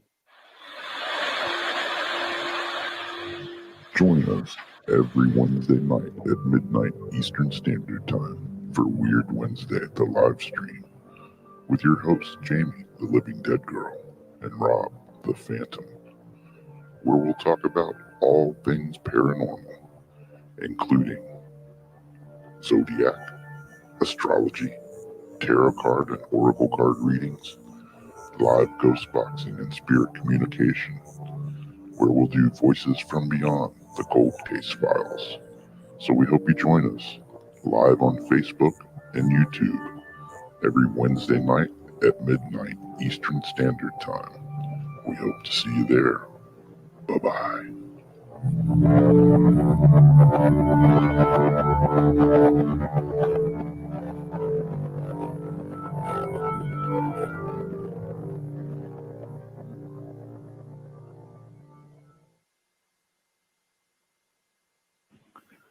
Paranation Magazine is a new paranormal magazine based out of Denver, Colorado. Our goal isn't just to give you the best paranormal content out there, but to promote paranormal unity. We're doing this by giving everyone an opportunity to tell their stories and to share their experiences. For more information, follow us on Facebook at Paranation Magazine and soon, paranationmag.com.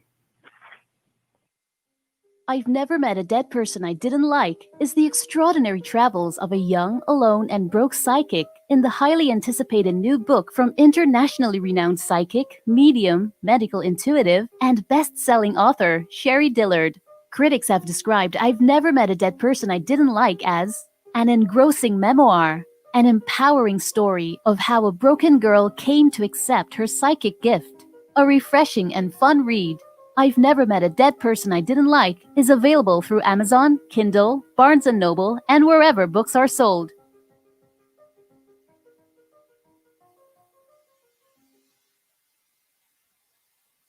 Tired of school? Who was Joan of Arc? Noah's wife? Like to travel? Let's go back into history. Let's reach out and touch someone.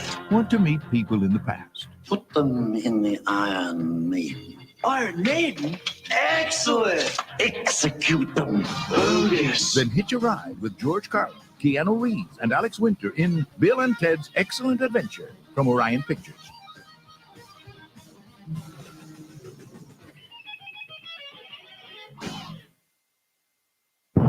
Are you intrigued by Paranormal Talk Radio? You'll love the new Paranormal Radio app from Talkstream Live.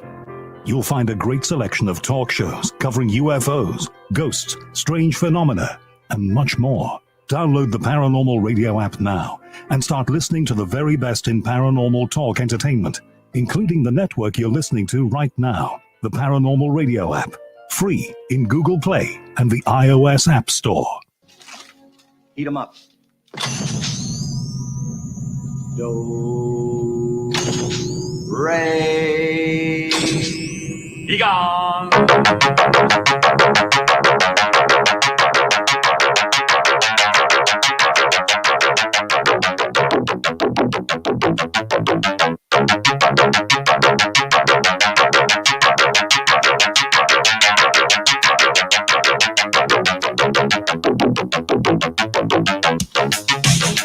You're listening to Paranormal Soup, bringing you the weird every Sunday night. Call into the show and join the discussion. The call-in lines are 219-230-4444. or 260-225-9419. Or by Skype caller ID 00JBland00 or JBland Paranormal Soup. And now to your host, Jason Bland. Tonight, we're talking to our returning guest, Carole Obley. She is a medium and author. Her newest book is Wisdom from the Spirit World, Life Teachings on Love, Forgiveness, Purpose, and Finding Peace. You were talking about how the spirit world is interacting with us and how, those who pass on still have, interactions in our lives and want forgiveness. But we haven't even talked about how past lives play into this. Sure, it has to be a big part of who we are, what makes us tick, our inner wiring. I've had my experiences I've talked about on the show, the dreams I've had that I for sure were past life visions that I really explain why the person I am, how I came to be, like inner wired, the deepness of who I am, I guess. That's she has a really interesting story in this book, Wisdom from the Spirit World, about a man who discovers he has a past life in the Civil War. I'd like to talk about tonight. There's a lot of good readings and stories she has in this book, Wisdom of the Spirit World, that you need to check out. We're going to talk about just this one, and the phone lines are open just for a little bit. We're only doing a 2-hour show tonight, so we got about a half an hour. Call in with your questions. We're not doing readings, but if you have a question for our guest, please call in. But let's go ahead and get back to the show.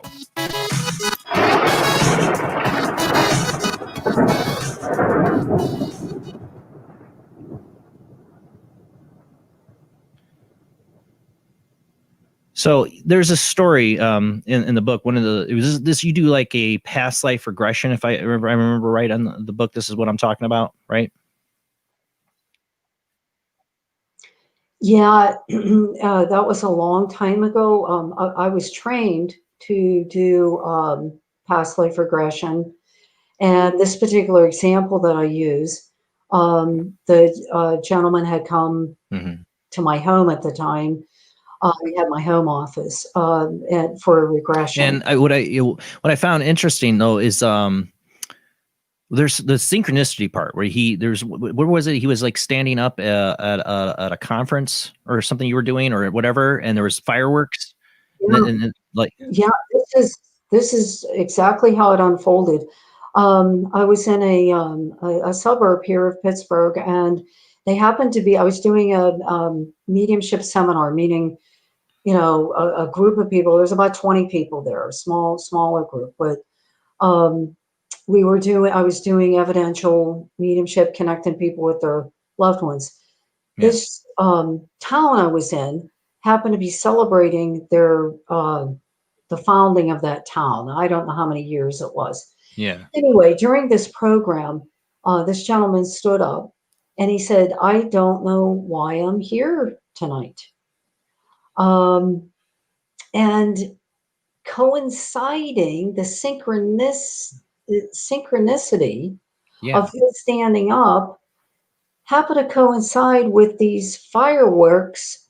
At the moment he stands up, these fireworks go off outside the window of our, we're in town.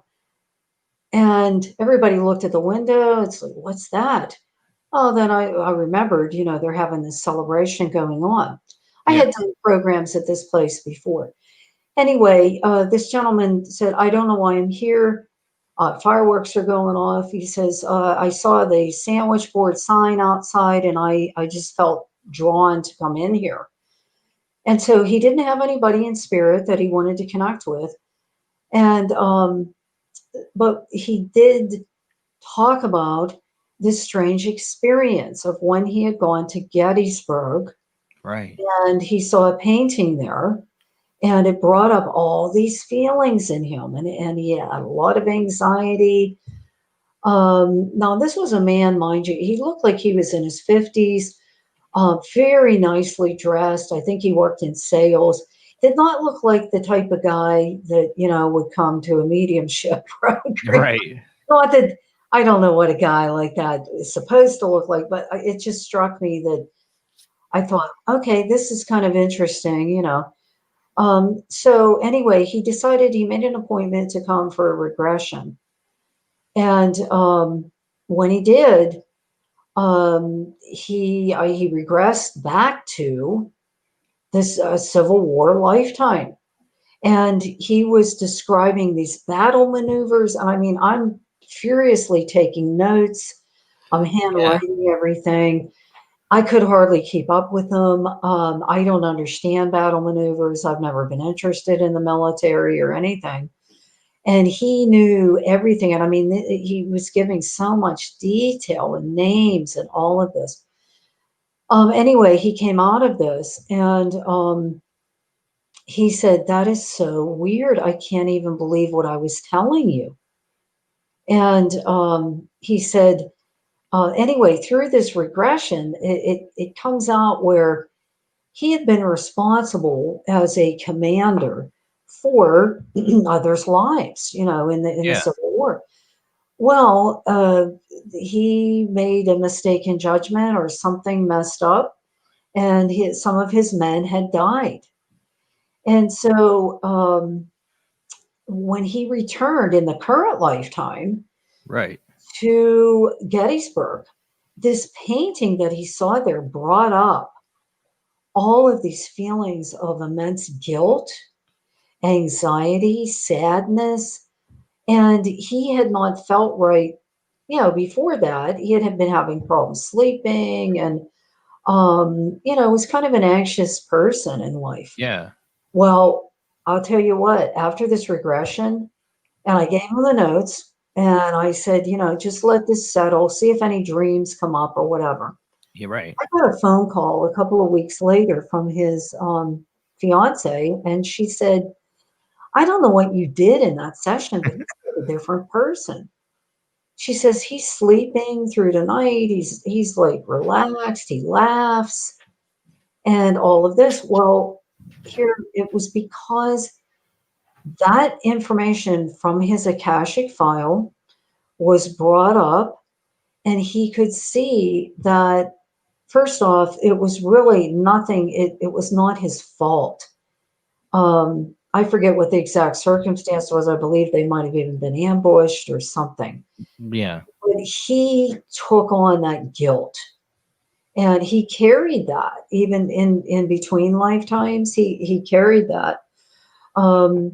So that's what was bothering him. And when he went to Gettysburg, which was a very prominent battlefield during the Civil War, it all came rushing back to him. It was like a deja vu.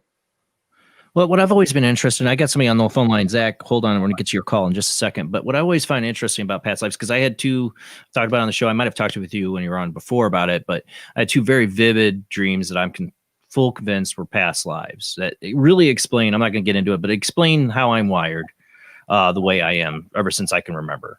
But what I always wonder about is the reason we forget these lives when we come to this incarnation.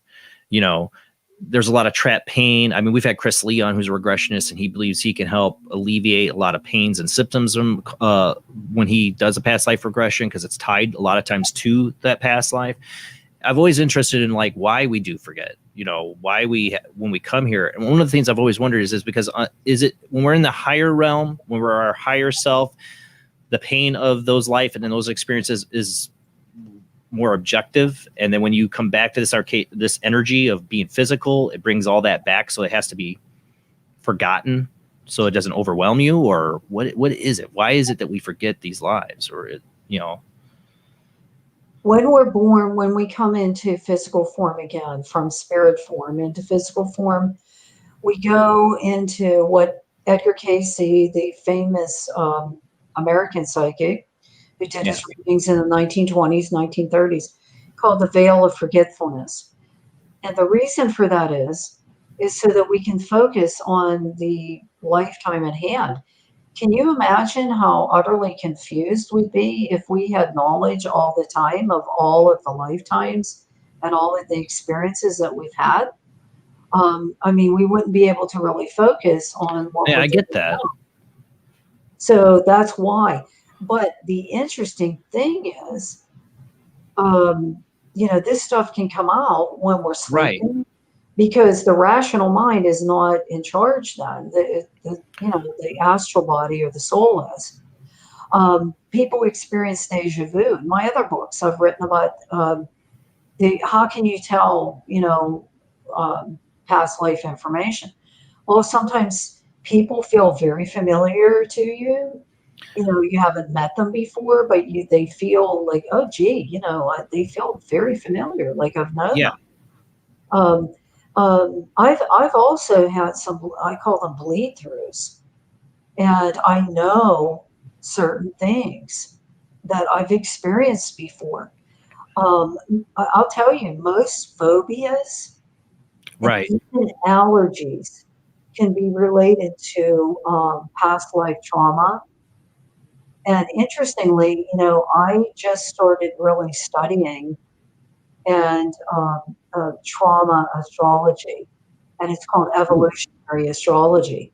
Ooh. And by looking at the planets in someone's natal chart, you can see what type of trauma they've had. Most of us have had some kind of trauma. That might be another show for you to come on, because that's a whole other rabbit hole to go down there. That's really interesting. Right. Yeah, and I won't get into that now, but yeah, I'd love to come back and talk about. Oh yeah. Well, we got somebody on the phone line I'd like to get to before we do run out of time, because he's been waiting. We got Zach on the line. How you doing tonight, Zach? I'm doing pretty good, my man. How are you doing? Doing great. Thanks for calling in. All right, just due to time, I only have one question for tonight. Carole, it's good to see you. Yeah, hi. So my question to you is, and correct me if I'm wrong, I believe that you might have mentioned that when someone is planning to go into a new life from the other side, that in some ways they kind of plan out exactly what the circumstance will be, what they're born in, and the like. So my question to you is, what role or how much does free will actually play into the planning of what life someone's going to have? There is always free will. It's choice. In fact, that's one lesson Jason and I didn't mention when he was asking me about the lessons in this book. And one of the lessons is our power of choice determines the quality of our life. And that's a universal truth, that we always have choice. So you have to understand that we're not making choice. If you're speaking about being in the spirit world and going, okay, I'm making the choice to come back, into physical form. What do I have to learn? And so those choices are made from that higher level. I think that's what you're asking. Is that what you're asking about free will? Or you mean when we finally play that out, those, like our blueprint? No, that's basically what I am asking, definitely. And thank you so much, Carole, for answering that question. I do greatly appreciate it. And also, since you live over there in Pittsburgh, I just want to say for tomorrow, go Steelers. Okay. It's like, yeah, football. Who cares? I'm sorry, Zach. Thanks for calling in, bud. I'm not a football fan, but a lot of people in this town are. So. Oh, yeah. I'm not a football fan either, but thank you, Zach. Yeah, I'm big in the Yinzer Nation. Thank you so much, Jason, for allowing me to call in once again. But Jason, Jamie, Rob, you all have a Merry Christmas, okay? Yeah. Have a Merry Christmas, Zach, and Happy New Year. And I'm sure I'll talk to you before the New Year on the next Sunday. So I'll see you then. Absolutely, brother. See you then. Too, but we've talked about free will and all that, and that's what it really ultimately comes down to, is when you talk about like the blueprint, and it was your free will to choose this life to learn lessons from. And I guess what I take from your book, that I haven't finished it yet, but is if anybody in life can start looking at things of what can I learn from what I'm going through in my life right now? What am I supposed to learn from this? If people could look from that perspective, you think that's going to greatly improve their life? Until you really do that internal work, I mean, to really look at, not even so much why, but what can I do with this? How can I grow from this experience? Doesn't mean that I'll tell you, sometimes our greatest liabilities become our greatest strengths. Yeah. They truly do. They truly do. And that is a choice that we make. You know, you can rely on being the victim, whatever that, you know, whatever the circumstance is. You can get lost in that. You can give up your personal responsibility. Or you can look at it and go, you know what? I can pick myself up, dust myself off, and go on and become even stronger using the power of choice, which is free will, that lies within every human being, to make something different of, you know, whatever happened that has been painful. So we all have that choice. See if we can fit in one more phone call. We got it.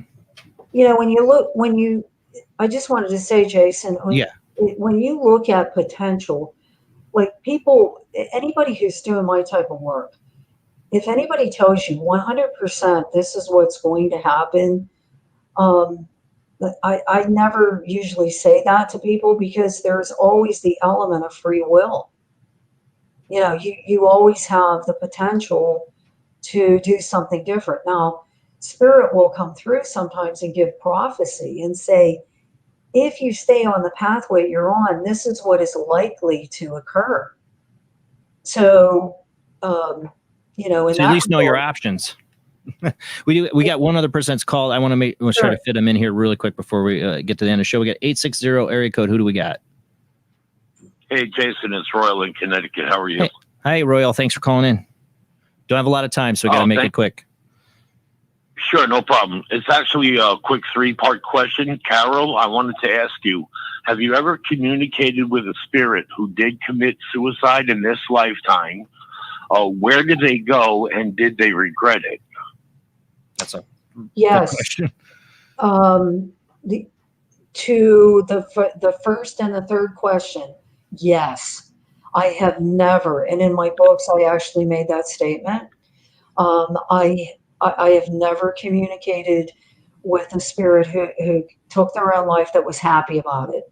And I'll tell you why. Not because of religion, not because of so-called sin, okay? It's because what happens is that the soul, when they, you know, leave the physical body, they go, oh, I'm still conscious.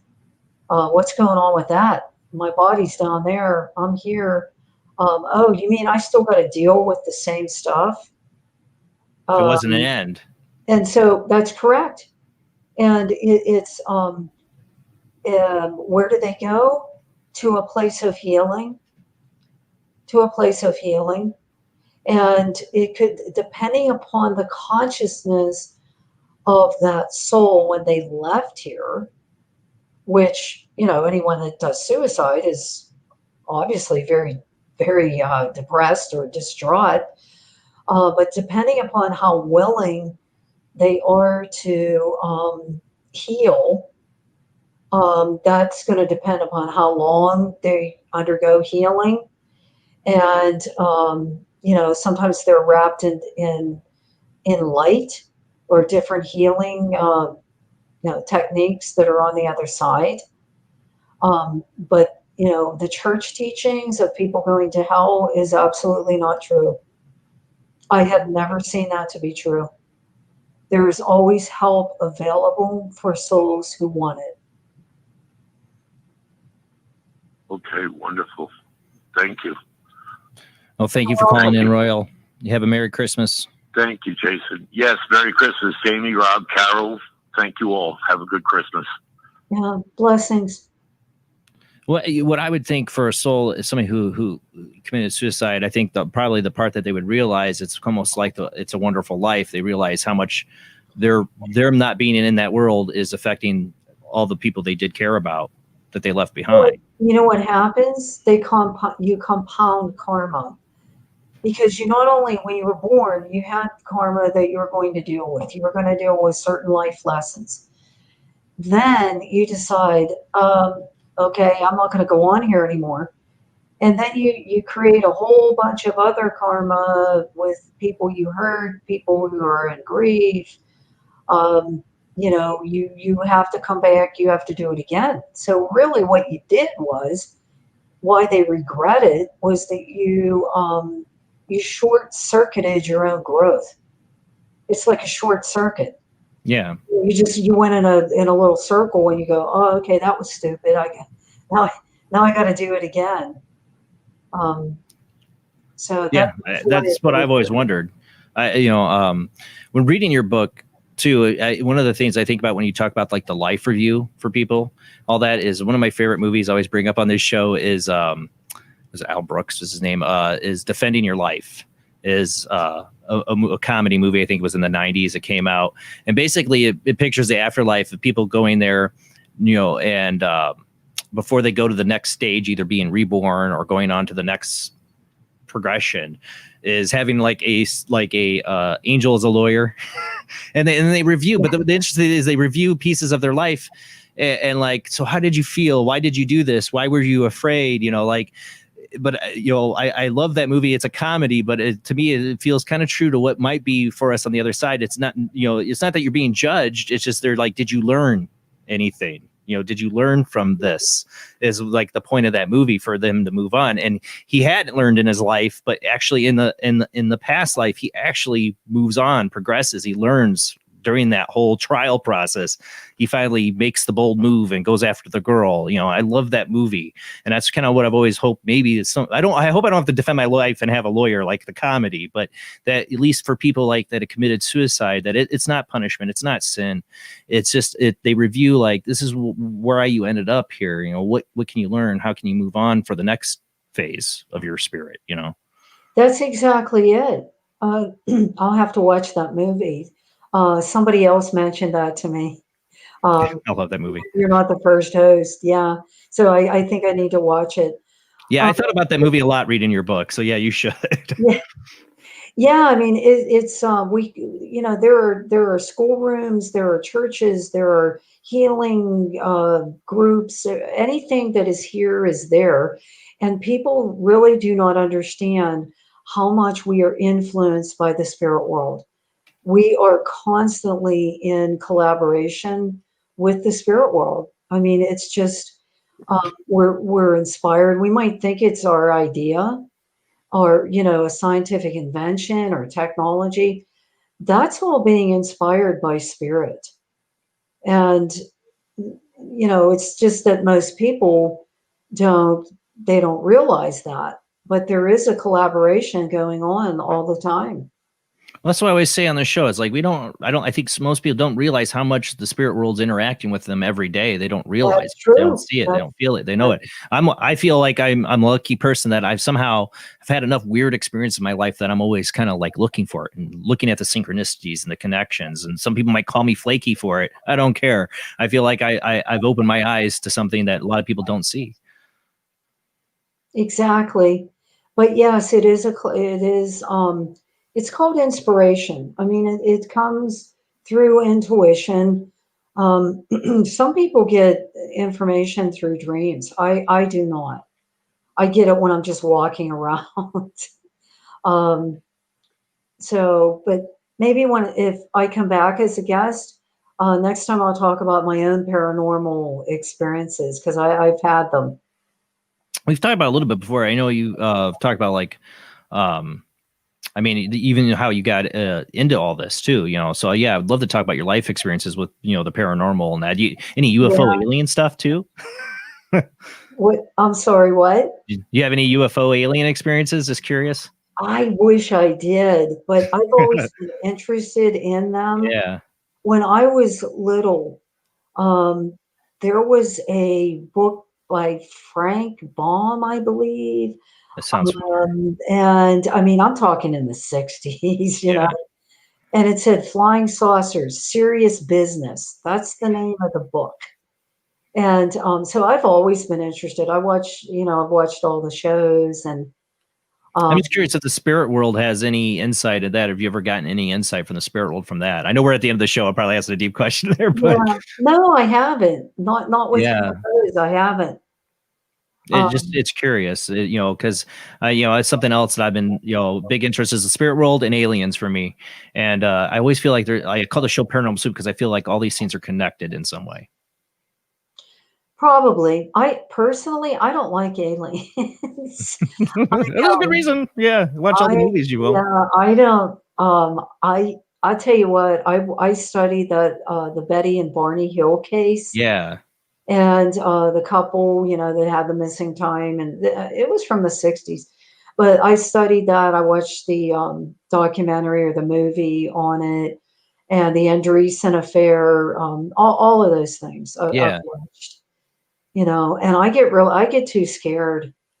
Yes. I do. I'm not afraid of spirits at all, or Yeah, but exactly. I don't want to be abducted. Probably gonna have a bad time. Right. But I have had some mediums on here that have they have like a lot of the spirit world experiences, but they also have like ET experiences. And I always wonder how much of them get information about that through the spirit world, or what the spirit world knows about it. Is just what I'm always interested.